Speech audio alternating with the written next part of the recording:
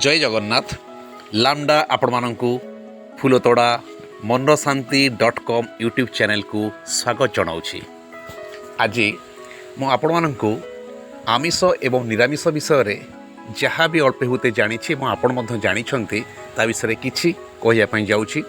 तो आज शीर्षक मु रखी आमिष बनाम निरामिष।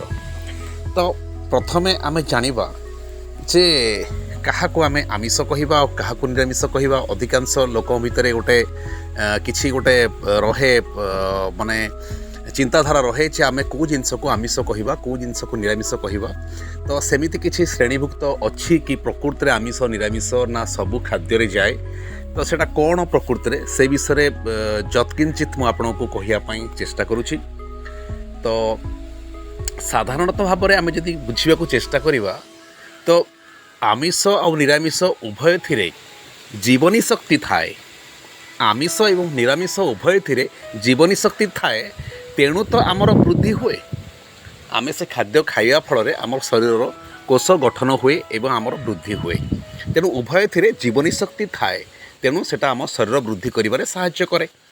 किंतु आमे जदि आमिष को चिंता करिबा तो सेथरे जीवन शक्ति थाए। जो थे जीवन शक्ति थाए आमे ताको आमिष श्रेणीभुक्त करिबा।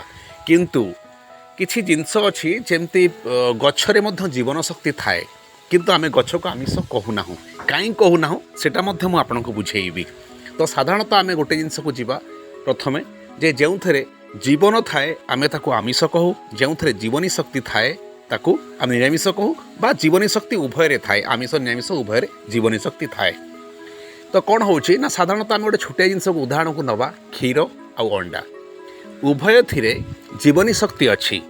क्षीर रे भी जीवनी शक्ति अच्छी एवं अंडारे मध्य जीवनी शक्ति अच्छी। किंतु जीवन जदि अच्छी बोली आमे चिंता करिबा तो सेटा अंडारे अच्छी। कारण कौन सी गोटे कौन सी पक्षी जितेबाला जन्म निए ता पूर्व तार जो अवस्था को आसे से अंडार अवस्था को आसे।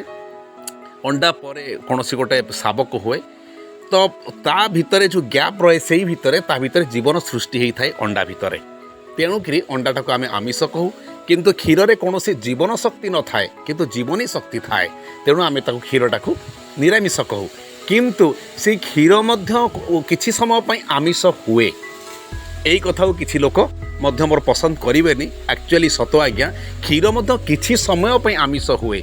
जेम धरंतु गोटे माँ हो बा गोटे गाई हो बा छेली हो जहाँ भी हो जी भी क्षीर दियंती स्तन्यपायी प्राणी से जिते चारि प्रथम जो गोटे शिशु सन्तान बा शावक जन्म निए जन्महार जो 4 दिन जो कष क्षीर बा जोटा रक्त मिशा नाली क्षीरटा आसे से ब्लड आसे और विटामिन ए थाए और विटामिन ए हूँ आमिष।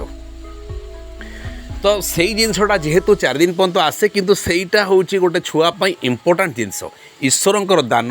तो से जिनसटा गोटे छुआ निहाती खाया दरकार। गोटे पशु पक्षी निहाती खाया दरकार। कारण जदि जड़े से खाई जीवन में से केवे विटामिन ए आवश्यक करनी किंबा केवे आमिष ताऊ खाइबा को आवश्यक पड़ो ना अंधत्व दूर करने आखि नष्ट रु बचापी। तो जदि जड़े पिला बेले से कष क्षीर मार खाई से आमिष क्षीर खाई से जीवन सारा केवे आमिष खाया पड़ोनी कि तार आखि भी केवे नष्ट हम ना। किंतु से क्षीर जेहेतु ए आमिष आसूची विटामिन ए आसूची से 4 दिन पाई तो से क्षीर को साधारणतः ठाकुर पाखे लगी पारनी एवं जो माने आमिष खाऊ ना से माने ग्रहण करेंगे ना। माने जो माने हाँ आमिष खाऊ ना से माने ग्रहण करेंगे ना से रेस्ट्रिक्शन रोचे। तेणु साधारणतः आम जो 12 दिन बा 21 दिन गोटे पालन करूँ से दिन पर्यंत से क्षीरटा ठाकुर को दिया हुए बा कहीं खाती बाछुरी की दियंती बा मनीष खाती। तो साधारणतः कौन हुए ना से प्रथम फास्ट पीरियड रे सेटा टिके ब्लड आसे जोटा कष क्षीर कहती।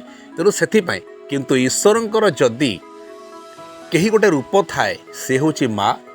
तो माँ मरीगले आम गाई की मध्य माँ कहू। तो सबुठु पवित्र यदि संसार किछि थाए पानी रो स्थान बा पानी पर यदि किछि पवित्र थाए वायु परि अग्नि पर यदि पवित्र किछि थाए पृथ्वी रे से होछि क्षीर। तो क्षीर को आम केबे आमिष कहि परिबानी। किंतु सेई जो 4 दिन रक्त आसे मिसिकी टिके थाए ब्लड विटामिन ए थाए तो सेटा आखि पई बहुत भलो एवं छोट पिलांग पई इंपोर्टेंट दरकार पड़े। तो सेटा को मध्य आमे सेमिति गोटे स्वतंत्र आमिष बोली कहिबानी। तथापि मध्य आमे आमिष कैटेगोरी नौ सेथरे जीवनी शक्ति थाए विटामिन ए थाए आउ ସେଇଟା ସେଥିପାଇଁ ଆମିଷ ରେ କିଛିଟା ଆମେ ତାକୁ ନେଇପାରିବା। ତେବେ ଆମେ ମୁଖ୍ୟ ପ୍ରସଙ୍ଗକୁ ଆସିବା ଆମିଷ ଆଉ ନିରାମିଷ। ଏବେ ବର୍ତ୍ତମାନ ମୁଁ ଆପଣଙ୍କୁ କ୍ଷୀର ଆଉ ଅଣ୍ଡା ବିଷୟରେ ବୁଝେଇଦେଲି। ତ ଗୋଟେ ଜିନିଷ ହେଉଛି କ'ଣ, ଯେଉଁଥିରୁ ନାଲି ନାଲି ରକ୍ତ ପରି କିଛି ବାହାରେ ଆମେ ତାକୁ ଆମିଷ କାଟେଗୋରୀ କହୁ ବା ଜୀବନୀ ଅଛି ବୋଲି କହୁ ବା ଜୀବନ ଅଛି ବୋଲି କହୁ। ତ ଯେଉଁଥିରେ ନଥାଏ ଆମେ ତାକୁ ନିରାମିଷ ବୋଲି କହୁ। କିନ୍ତୁ ଗଛରେ ମଧ୍ୟ ରକ୍ତ ଥାଏ, ଗଛରୁ ଯେଉଁ ଧଳା ଧଳା ପାଣି ଭଳିଆ ବାହାରେ ସିଏ ବି ତା'ର ଗୋଟେ ପ୍ରକାର ରକ୍ତ କହିଲେ ଚଳେ। କିନ୍ତୁ ଆମେ ତାକୁ ନିରାମିଷ ଏଇଥିପାଇଁ କହୁ ନା ଗୋଟେ ଗଛରେ ଯେତେବେଳେ ଫଳଟା ପାଚିଯାଏ ବା ଫୁଲଟା ସମ୍ପୂର୍ଣ୍ଣ ଫୁଟିଯାଏ, ସେ ଫୁଲଟା ଖସି ପଡ଼େ। ଯଦି ଆମ ଚୁଟି ପାଚିଗଲା ପରେ ବା ଚୁଟି ଆମର ଯେତେବେଳେ ବଢ଼ିଗଲା ପରେ ଆମେ ଯେତେବେଳେ ତାକୁ ଚୁଟି ପାଚିଲେ ଉପାଡ଼ି ଦେଉଛୁ, ଆମକୁ କଷ୍ଟ ହେଉନି, ବା ଚୁଟି କୌଣସି ଯେତେବେଳେ ବଢ଼ିଯାଉଛି ଆମେ ଚୁଟି କାଟି ଦେଉଛୁ କଷ୍ଟ ହୁଏନି, କି ନଖ କାଟିଦେଲେ ଆମକୁ କଷ୍ଟ ହୁଏନି। ଠିକ୍ ସେହିପରି ଗଛର ଯେତେବେଳେ ପରିପକ୍ୱ ଆସିଥିବା କୌଣସି ଫଳ ବା ଫୁଲକୁ ଆମେ ତା ଗଛରୁ ତୋଳି ଦେଉ, ଗଛକୁ କଷ୍ଟ ହୁଏ ନାହିଁ। ଆଉ ଗଛର ସୃଷ୍ଟି ହେଇଛି ସମାଜର କଲ୍ୟାଣ ପାଇଁ। ତେଣୁକରି ସମସ୍ତେ ସେ ଗଛରୁ ଯେଉଁ ଫଳ ଫୁଲ ଏବଂ ପନିପରିବା ଯାହା ବି ବାହାରେ ତାକୁ ଯେଉଁମାନେ ଆହରଣ କରନ୍ତି ଏବଂ ତା'ର ଯେହେତୁ ସେମାନେ ତା ପାଇଁ କିଛି ତା'ର ସେବା କରନ୍ତି, ତାକୁ ପାଣି ଦିଅନ୍ତି, ତାକୁ ବଞ୍ଚାନ୍ତି, ତେଣୁ ସେଥିରେ ପାପ ହୁଏନି, କି ତାକୁ ଆମିଷ କୁହାଯାଏନି, ସେଇଟା ନିରାମିଷ ଶ୍ରେଣୀରେ ଯାଏ।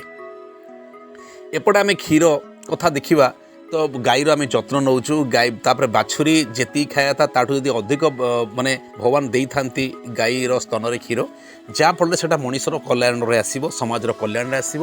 କାରଣ ଯଦି ବାଛୁରୀ ଅଧିକ ଖାଇବ ତାହେଲେ ସେ ଡାଇଜେସନ୍ କରିପାରିବନି। ତେଣୁ ବାଛୁରୀ ଖାଇସାରିଲା ପରେ ଯେତେବେଳେ ସେ କ୍ଷୀର ଅନ୍ୟମାନଙ୍କୁ ଦିଆଯାଏ ସେଥିରେ ମଧ୍ୟ ପାପ ହୁଏନି, ସେ ବି ସମାଜର କଲ୍ୟାଣ ହୁଏ। ସେଇଟା ବି କିଛି ସେଇଟା ଯେହେତୁ ନିରାମିଷରେ ଯାଏ କିଛି ଅସୁବିଧା ହୁଏନି। ଯଦିଓ କୌଣସି ଶରୀରରୁ ବାହାରେ ତଥାପି ସେ ନିରାମିଷ, ଏବଂ ଅଣ୍ଡା ଗୋଟେ ଶରୀରରୁ ବାହାରିଲେ ମଧ୍ୟ ସେଇଟା ଆମିଷ। ଏବଂ ଆଉ ଗୋଟେ ଜିନିଷ ହେଉଛି କ'ଣ, ଯେଉଁ ଯାହାକୁ ମାରିଲେ କଷ୍ଟ ହୁଏ, ଯାହା ଦେହରୁ ଚିତ୍କାର ଆସେ ବା କଷ୍ଟ ହୁଏ, ସେ ଆମିଷ। ଯେମିତି ଆମର ଯଦି ହାତ ଖଣ୍ଡେ କଟିଯିବ, ଆଙ୍ଗୁଠି କଟିଯିବ, ଆମକୁ କଷ୍ଟ ହେବ, ଠିକ୍ ସେହିପରି ଗୋଟେ ଛେଳି ହେଉ, କୁକୁଡ଼ା ହେଉ, ଯାହା ହେଉ, ତାକୁ ଯଦି ମରାଯାଏ ତାହେଲେ ତାକୁ କଷ୍ଟ ହୁଏ ଏବଂ ତା ଦେହରୁ ରକ୍ତ ବାହାରେ, ସେ ଆମିଷ ଶ୍ରେଣୀଭୁକ୍ତ ହୁଏ।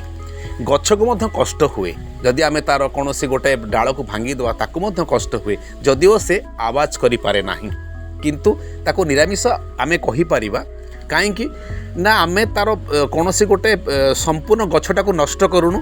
ଯେମିତି ଆମେ ଧାନ ଗଛଟା ଯେତେବେଳେ ପୁରା ପାଚିଯାଏ ସେ ଗଛଟା ମାନେ ମରିଯାଏ, ତେଣୁ ସେଠି କିଛି ଅସୁବିଧା ହୁଏନି, ତାର ନିର୍ଦ୍ଦିଷ୍ଟ ଆୟୁ ଥାଏ, ଏତିକି ଦିନ ପାଇଁ ସେ ଗଛଟା ବଞ୍ଚିବ, ତାପରେ ସେ ଗଛଟା ବଞ୍ଚିବ ନାହିଁ। କିନ୍ତୁ ପଶୁପକ୍ଷୀ କ୍ଷେତ୍ରରେ ଆମେ କ'ଣ କରୁଛୁ ନା ତାଙ୍କୁ ମାରି ଦେଉଛୁ, ତେଣୁ ସେଇଟା ପାପ ବା ସେଇଟା ଆମେ ତାକୁ ଆମିଷ ଶ୍ରେଣୀରେ ନେଉଛୁ। କିନ୍ତୁ ଯଦି ଆମେ କୌଣସି ମେଣ୍ଢା ଚାଷ କରୁଛେ, ମେଣ୍ଢାର ଲୋମ କାଟିକି ତାକୁ କୌଣସି ଉଲ୍ ଫୁଲ୍ କରି ବା ତାକୁ କୌଣସି କିଛି ଜିନିଷ ତିଆରି କରାହେଉଛି, ସେଇଟା ମଧ୍ୟ ଅସୁବିଧା କିଛି ହେବନି। କାହିଁକିନା ଆମେ ତାକୁ କଷ୍ଟ ଦେଉନାହୁଁ, ଆମେ ତାକୁ ଚାଷ କରୁଛୁ ଏବଂ ତା ଦେହରୁ କିଛି ଲୋମ କାଟିକି ନେଉଛୁ, ଯେଉଁ ଜିନିଷଟା କି ଯେମିତି ଆମର ଏଇ ଯେଉଁ ନଖ ବା ଚୁଟି କାଟିଲେ ଯେମିତି କଷ୍ଟ ହୁଏ ନାହିଁ ସେହିପରି। ତେଣୁ ଏସବୁ ଜିନିଷ ହେଉଛି ଆମିଷ ନିରାମିଷ। ମୁଁ ଗୋଟେ ବିଶେଷ କଥାକୁ ପ୍ରସଙ୍ଗକୁ ନେଇ ବର୍ତ୍ତମାନ ଯାଉଛି ଆଉ ଟିକେ ଆଲୋଚନା କରିବା ପାଇଁ। ତେଣୁ କିଛି ଲୋକଙ୍କ କଷ୍ଟ ହୋଇପାରେ, କିଛି ଲୋକ ମାନେ ଆକ୍ଷେପ କରିପାରନ୍ତି, ମୋ କଥାକୁ ଗ୍ରହଣ ନ ବି କରିପାରନ୍ତି, ତ ସେଥିରେ ମୋର କୌଣସି ଆପତ୍ତି ନାହିଁ। ତଥାପି ଯଦି ଆପଣ କିଛି ଉପକାରରେ ଆସେ ତ ଭାବିବି ମୋର ଏଇ ଶ୍ରମ ସାର୍ଥକ ହେଲା, ଯାହା ମୁଁ ଆପଣଙ୍କୁ ରେଡ଼ିଓ ଚକୋଲେଟ୍ ଭଳିଆ ମାଧ୍ୟମରେ କିଛି ଆପଣଙ୍କୁ ଅଡ଼ିଓ ଶୁଣାଉଛି। ତ ସେ ଜିନିଷଟା ହେଉଛି କ'ଣ, ଅଧିକାଂଶ ଲୋକ କହନ୍ତି ଯେ ମୁଁ ଓଷା କରିଛି, ଅଧିକାଂଶ ଲୋକ କହନ୍ତି ମୁଁ ଓଷା କରିଛି ବା ବ୍ରତ କରିଛି ବା ଉପବାସ କରିଛି ବା ଜାଗର କରିଛି। ଆର ଯଥାର୍ଥ ଭାବାର୍ଥ କେହି ସଠିକ୍ ଭାବରେ ଜାଣିନଥାନ୍ତି। ଓଷା କ'ଣ, ବ୍ରତ କ'ଣ, ଉପବାସ କ'ଣ ଆଉ ଜାଗର କ'ଣ। ତ ଆର ସବୁ ଜିନିଷ ଠିକ୍ ସେମିତି ମନ୍ତ୍ର ଜଣେ ଯଦି ଭଲରେ ନ ଜାଣି ମନ୍ତ୍ର ଉଚ୍ଚାରଣ କରେ ତାହେଲେ ମନ୍ତ୍ରରେ ଫଳପ୍ରାପ୍ତି ହୁଏ ନାହିଁ। କାରଣ ମନ୍ତ୍ର ଉଚ୍ଚାରଣ ଠିକ୍ ହେବ ନାହିଁ ଯଦି ଜଣେ ମନ୍ତ୍ରଟା ବୁଝି ନାହିଁ ଭଲ ଭାବରେ। ତେଣୁ ଯଦି ଜଣେ ମନ୍ତ୍ର ବୁଝିଛି ତାହେଲେ ମନ୍ତ୍ରଟା ଠିକ୍ ଉଚ୍ଚାରଣ କରିବ। ଯଦି ଉଚ୍ଚାରଣ ଠିକ୍ ହେବ ଆଚରଣ ଠିକ୍ ହେବ, ଯଦି ଆଚରଣ ଠିକ୍ ହେବ ବିଚାର ଠିକ୍ ହେବ, ଯଦି ବିଚାର ଠିକ୍ ହେବ ତାହେଲେ ଫଳପ୍ରାପ୍ତି ମଧ୍ୟ ନିଶ୍ଚୟ ହେବ। ତେଣୁ ଏଇ ଜିନିଷଟା ସମସ୍ତେ ଠିକ୍ସେ ବୁଝିପାରନ୍ତି ନାହିଁ ବୋଲି ସମସ୍ତଙ୍କର ଓଷା ବ୍ରତ ନିଷ୍ଫଳ ହୁଏ। ତ ଆ ଉପରେ ମୁଁ ଗୋଟେ ଛୋଟିଆ ଜିନିଷ କହୁଛି ଶୁଣନ୍ତୁ। ଏମିତି କୌଣସି ପେଷ୍ଟ ନାହିଁ, ଏମିତି କୌଣସି ଟୁଥପେଷ୍ଟ ନାହିଁ ଯେଉଁ ଟୁଥପେଷ୍ଟରେ କ୍ୟାଲସିୟମ୍ ମିଶି ନଥାଏ। ଆଉ କ୍ୟାଲସିୟମ୍ ହେଉଛି ଆଜ୍ଞା ଆମିଷ। तो सेटा कौथुर आसुची कौन आसुची मुझा चाहूनी कहवाई फिर भी कहूँ चाहूँगी कारण न कहले किसी रहीज बोधे खापछड़ा तो आपको जन रखुची। तो गोरु हाड़ू तैयारी हुए आसे कैल्शियम। तो सही कैल्शियम आम निजक हिंदू बोली जदि भावुचे किंतु आम पेस्ट यूज करुचु आउ से पेस्ट गोरु हाड़ू तैयारी हुए से कैल्शियम आसे। जदि कैल्शियम न हम तो दांत आमर मजबूत हेनी पायूरिया रोग बा जेकोसी आम ताको यूटिलाइज करूछा सक्सेस भी हम ना क्यों तार अल्टीमेट बाहर हर्बाल विधाय बाहर किसी किंतु अधिकांश देखी आप ग्रीन सिग्नाल थाए किंतु ग्रीन थिले किसी व्यवसायी अच्छा चतुर व्यवसायी जो मैंने लाभपाई ग्रीन दियंती किंतु एतरे कैल्शियम लेखा थाए तो मन रखिए कैल्शियम अच्छी माने से आमिष अच्छी। एमती कौन सी क्रीम ना जो क्रीम आम मुहरे लगौची इवेन फेयर एंड लवली विशेष करी से फेयर एंड लवली रे चर्बी रहे गोरु चर्बी बिना फेयर एंड लवली तैयारी हो पारिबनी। आम जो भैंटी बैग यूज करुचु आम चप्पल जोता यूज करुचु आम जो बेल्ट यूज करुचु एत मंदिर को जाऊँ ताको बाहर पर्स यूज करुचु बाहर थोईकी जाऊँ कहीं ना सेटा आमिष बा कौन जंतु देहरु तैयारी होती तेणु आम मंदिर भितर को नहीं पारुनु पवित्र स्थान को बाहर थोईकी जाऊँ। तो ये गला गोटे पेस्ट ये गला गोटे क्रीम जो जिनस ये हुए आउ गोटे आप जानी सांपो जो सांपो आम यूज करुचु मुंडरे थर गोटे संक्रांति आम सांपो लगे मुंड सफा करी मंदिर को जाऊँ से सांपो एग प्रोटीन रु तैयारी हुए एवं किसी मिल्क प्रोटीन रु भी है किंतु एग प्रोटीन मैक्सिमम मात्रा रहे एग प्रोटीन बिना गोटे सांपो तैयारी हो पारिबनी।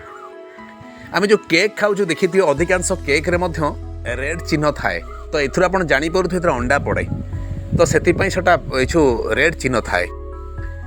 तो आउ जो आम जो अधिकांश गुड़ाई जिनस अच्छी एमती कि आमर एलोपैथिक मेडिसिन अच्छी किसी मेडिसिन रे जो थे कि आमर माने नॉन भेज मिसी थाए किंतु साधारणतः लोक ओषाव्रत उपास मेडिसिन खाती आउ इग्नोर करती जानी अजना हुंती कि जानी न था।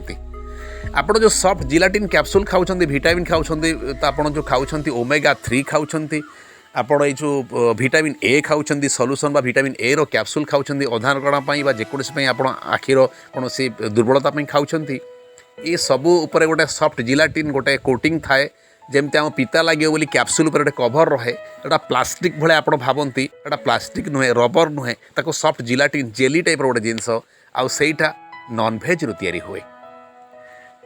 तेणु मोर ए वीडियो आपणों एइथिपाई करिछि जदि आपण कौन ओषा व्रत उपास करुछंती और निष्फल होउछंती आपण भाबुछंती जे मु सबु कली कौन क्षति माने कमी करी नाही मु माने ठाकुर को नैवेद्य देली फूल देली पुष्प देली सबू देली माने एमिति 12 प्रकार 10 प्रकार जहाँ विधि विधान अनुसार फल देली फूल देली सबू प्रकार जो माने पिठापଣା करिकी देली एवं राति भोर 4टार उठिली गाधेली स्नान शौच कली सबू कली तथापि मु मोर कहीं प्राप्ति पाइलिनी केमिति हम आज्ञा आपण सकाळू दांत काठी दांत घषिचंती ना पेस्ट यूज करिसंती आपण सकाळू प्रथमे गोरु हाड़ को दांत रे चोबेइले आज्ञा हाँ तापर आपण कौन कले ना किसी समय पर आपण स्नान करुछंती जेते सब साबुन यूज कर सबू साबुन रे चर्बी रहुची आपण कौन ना कौन गोटे साबुन लगे सुगंधयुक्त साबुन लगे गाधेइले आपण मुंडटा को